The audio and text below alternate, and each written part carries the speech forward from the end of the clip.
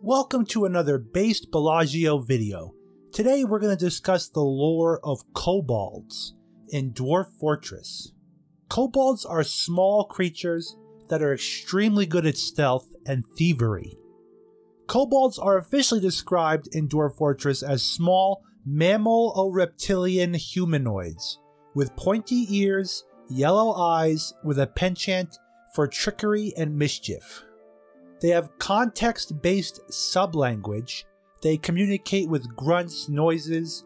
They cannot talk at all, and that puts them at odds with many other species and races. They are a poisonous creature.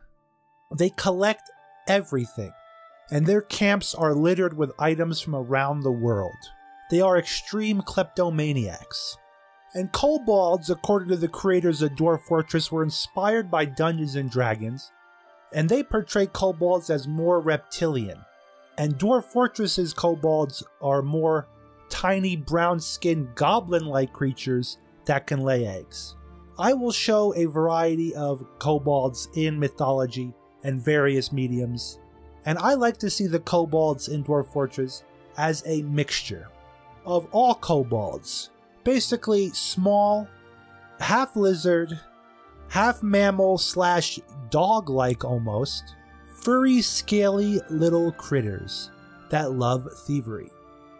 Once they are discovered in their thievery and trickery, they usually run away, and they rarely will want to fight the player or other entities unless cornered or trapped.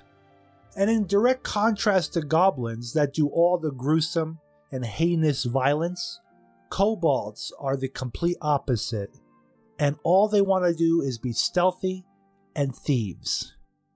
Some dwarves admire and like kobolds for their mischief, and they think it's very funny, while other dwarves are not as humored by them. Like I mentioned earlier, kobolds lay eggs. They give birth by laying 1 to 2 eggs at a time, and usually will give birth 1 to 2 times in a life cycle. Kobolds can only communicate with each other as their unintelligible utterances are not even recognized by the most simple of creatures out there. Kobolds have the most primitive ethics system out of all the 5 main races in the game. Kobold morals are based on a tribal system of loyalty, with some exceptions such as an opposition to the devouring, butchering, or consuming of intelligent beings, slavery, possession of trophies, and to most forms of torture, except torture for sport. Because they're so morally focused on loyalty, this makes treason unheard of and unthinkable among kobolds, very unique for such a thieving race. And kobolds do not offer much form of criminal punishment or a justice system. And they will even consider assaults amongst a personal matter. They will have the kobolds deal with it themselves. But a kobold found to have killed one of their own is forced into exile. And these exiled kobolds sometimes find their way to your dwarvish civilization, and sometimes become friends and civilians of your tavern or fortress. Kobolds value nature, cooperation, perseverance, and above all, cunning is the most important aspect of their life. A fellow kobold that is smarter and more cunning will be held up in their society as a hero. They don't, however, understand the concept of music. Even goblins love music, but kobolds can't even wrap their head around it. Music is not shiny enough. Music is not a treasure that they want to take. But they will take instruments, especially if they consider them of value. Kobolds congregate in small groups and live in caves, and less often outdoor camps, surrounded by traps and guarded by many poisonous animals at their disposal. And even though they're one of the evil races in the game and an antagonist, they do not spawn in evil biomes like goblins. They can appear in any morally aligned biome, even good biomes. Kobolds will start harassing your fortress as early as possible. They will always attempt to sneak in stealthily. They will always avoid brute force, and they appear invisible to you, the player, unless they're right next to a dwarf or your dwarves have high enough observe skill. And many players in the community like to train guard dogs and dogs of war, and then place pastures, basically zones that these dogs will hang out in various hallways, at entrances of their fortresses, throughout the treasure area sometimes. And these dogs can smell these sneaky little kobolds. Kobolds will only attack you in self-defense, and even sometimes when they're caught sneaking around, they might get aggressive if they feel cornered. But because of their nature, they are very small, very weak.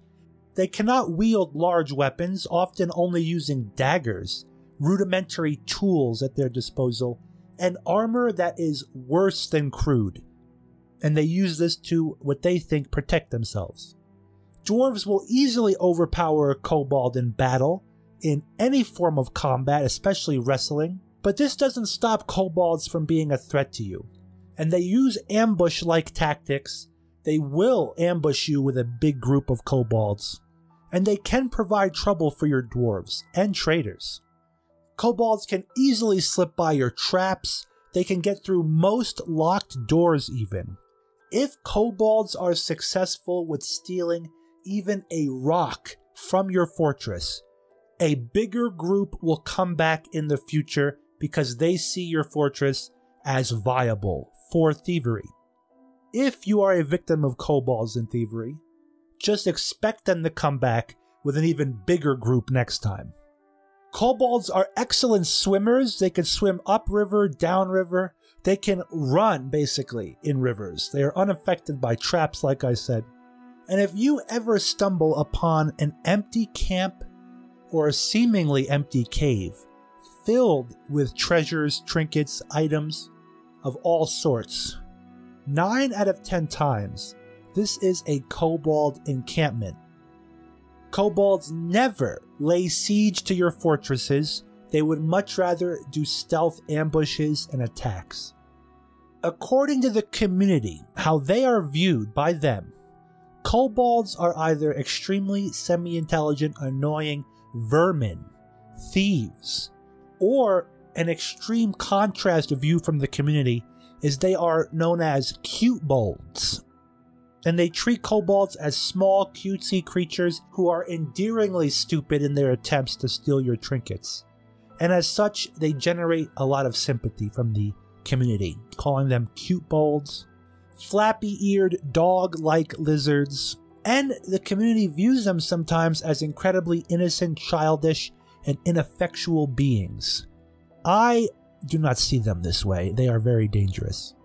But let me know what you think about kobolds down below in the comment section. I love reading all your comments.